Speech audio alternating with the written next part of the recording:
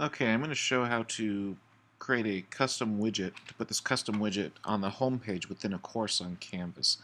Had to do a little bit of tricky things to do this. The widget in question is actually right here, molecule of month widget, and here's the code for it provided on the page.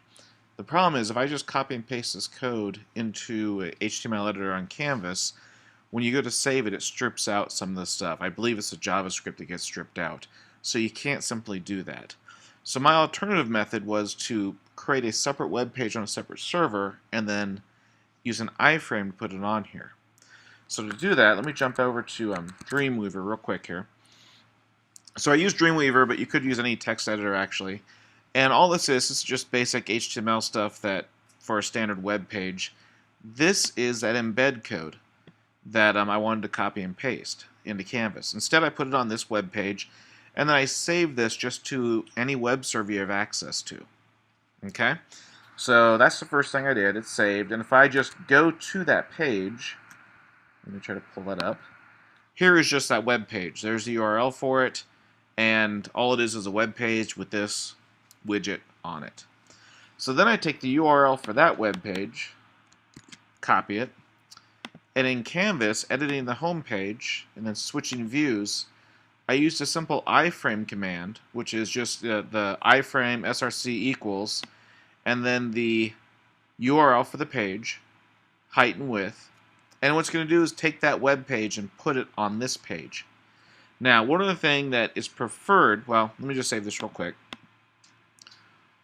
One thing you may notice on this page, let me refresh it. In Google Chrome, at least, it's crossing out the HTTPS. By default, when you come to this page, if you've got it using non-secure data on here, it's going to do something like not display. And in Chrome, there's even a little shield icon that's giving you a warning. You have to actually click that and load unsafe scripts to allow that page with the widget to show on there. Has to do a little bit with the fact that it's coming from a non-secure website, but also doing scripts. Another thing you could do, which I didn't, but you could, is if your server, where you put your data is a secure server, first of all, use an HTTPS URL. But second of all, let me just look real quick at that code again. It's calling a separate JavaScript file right here. And that is also on a non-secure file, or a non-secure server. So if you go to that URL, here's all that code. I could probably take this whole JavaScript file, stick it on my secure server, where I have my widget running on this server here, have this code modified to pull the JavaScript file off the same server. Then, when I pulled it into the course, I wouldn't have that problem of having to click load unsafe scripts. So, as I think I said at the beginning, it gets a little convoluted making this all work, especially because of security concerns of how Chrome and Firefox would have the same problem. With Firefox's shield would probably be on the left-hand side over here.